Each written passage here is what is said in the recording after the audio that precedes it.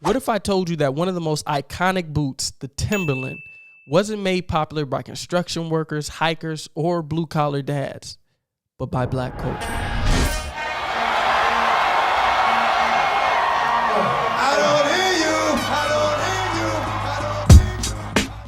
Peace, family. It's Mobb, the poet from the ancestral plane, and today we'll be taking a deep dive behind the history of the classic 6-inch Timberland boot, a shoe that became a fashion staple in barbershops, music videos, and corner stores, but whose roots, recognition, and revenue tell a deeper story.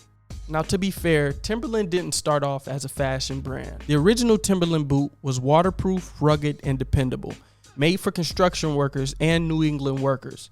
By the early 70s, the company was doing well. They carved out a loyal customer base in the white working class Northeast. The brand stood for quality, durability, and function over fashion. But then something unexpected happened. The brand caught on with a new demographic: black youth in New York City. In the 1990s, rappers in Brooklyn, Harlem, and the Bronx started wearing Timbs, not for work, but for style. In hip hop, a fresh pair of Timbs said you had presence, you were about your money, and you were grounded.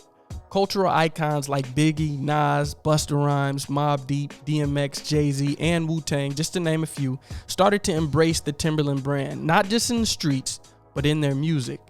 Iconic shoutouts in the music made the brand a fashion staple all across the East Coast, and eventually the world.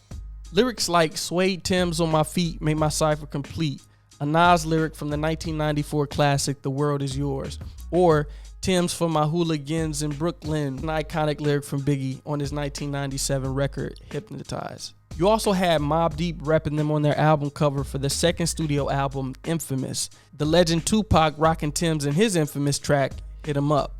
And the god Busta Rhymes revolutionizing Timberland fashion with his custom Timbs, which are now a normal part of modern day street fashion. Rest in peace to Prodigy, Tupac, Biggie, and all the legends who are no longer here with us. Now, let's talk numbers, before and after hip-hop got a hold of the Timberland boot. Back in the 1980s, Timberland was already thriving. In 1985, annual sales stood around 68 million. By 1989, they doubled, 156 million in revenue, exporting over 500,000 pairs to Italy. They weren't dependent on style. They were built on quality and function. Then, hip-hop culture stepped in. Between 1990 and 2000, a shift happened. Gross profits soared from roughly 80 million to over 500 million. Annual revenue topped 1 billion by 2001. To put this in perspective, in just a decade, revenue jumped over 14 times.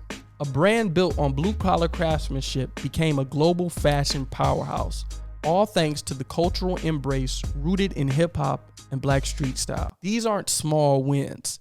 This is a legacy built on black influence, quietly fueling a transformation that catapulted Timberland from factory floors to fashion runways worldwide. But here's the thing, Timberland didn't lean into it, at least not right away. For years, they avoided publicly embracing the black consumer base that had made them cool and profitable beyond anything they had seen before.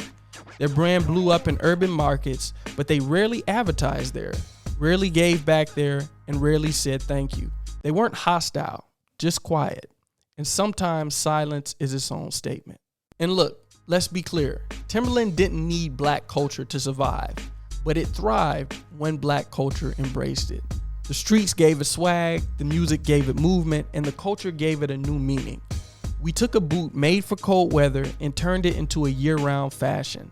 In the summer, in the club, on the block, on TV, Timbs were everywhere. Our dollars made them global. Our tastes made them legendary. And yet, when Timberland was asked in 1993 about their growing popularity in hip-hop culture, then CEO Jeff Swartz made it clear, "We're not a hip-hop brand. We make work boots."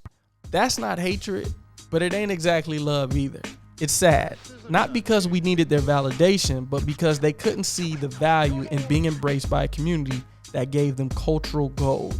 Now, over time, Timberland has since then course corrected. They've done more outreach, more collaborations, and in recent years, they've partnered with the likes of Pharrell, Beeline, and even released a heritage campaign celebrating black creativity, and that's a start. But the story still stands. Another product, another brand, another billion-dollar industry where black influence is undeniable but often uncredited. We made Timberland more than a boot. We made it a symbol. And even if the boardroom didn't see us, the streets knew. Timberland's legacy isn't just tan leather and thick soles. It's hip-hop ciphers, family cookouts, and black kids turning cold pavements into runways. The boot may have been built in New England, but it was rebuilt in the boroughs.